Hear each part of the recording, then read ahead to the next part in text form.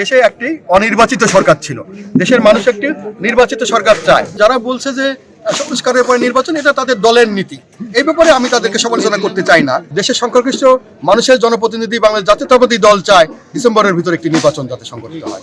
বলেছেন ডিসেম্বর হইতে নির্বাচন হবে, তাদের এই কমিটমেন্ট যাতে তারা রাখেন এবং ডিসেম্বর ভিতরে যাতে একটা জাতীয় সংসদ নির্বাচন হয়, এই নির্বাচনের দাবিতে আমরা আজকে এই জনসভার আয়োজন করেছিলাম।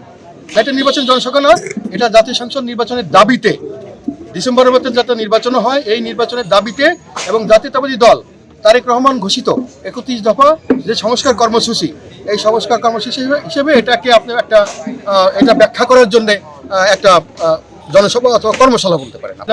তারা স্বতঃস্ফূর্তভাবে এটাকে গ্রহণ করেছে এবং তারা চায় যে 31 দফার বাস্তবায়ন সত্যিকার অর্থ হোক, যেটা নির্বাচনের পর জাতীয়তাবাদী দল যদি ক্ষমতায় আসে তাহলে 31 দফা বাস্তবায়নের জন্য আমরা পদক্ষেপ গ্রহণ করব। নিজস্ব কর্মসূচি থাকে, নিজস্ব ভিউ পয়েন্ট থাকে।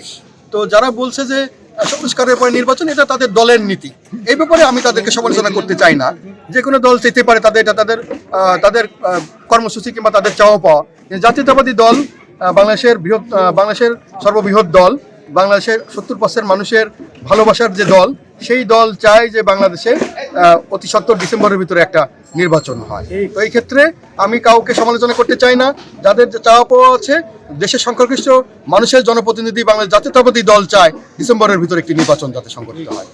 এটার মূল কারণ হচ্ছে বর্তমানে কিছু সংস্কার কর্মসূচি চলমান। আমি ধন্যবাদ জানাই ডক্টর ইউনূস সাহেবকে যে তিনি কিছু সংস্কার করেছেন। এবং মূল কথা হচ্ছে দেশে একটি অনির্বাচিত সরকার ছিল। দেশের মানুষ একটি নির্বাচিত সরকার চায়। একটা নিরপেক্ষ নির্বাচন যদি আমরা পেতে চাই, নির্বাচন কমিশন সংস্কার এবং প্রশাসন সংস্কার এবং আইন প্রণয়নকারী যে সংস্থাগুলো, আইনের যারা ইমপ্লিমেন্ট করে, সেখানে সংস্কার হলে পরে আমরা মনে করি বাংলাদেশে একটি নিরপেক্ষ নির্বাচন করা সম্ভব। যে সংস্কারগুলো হয়েছে, আমরা আশা করছি যে এর ভিতর দিয়েই বাংলাদেশে একটি নিরপেক্ষ নির্বাচন করা সম্ভব। এজন্য এটা দেরি না করে আমার মনে হয় এটা ডিসেম্বরের ভিতরে করে ফেলা উচিত।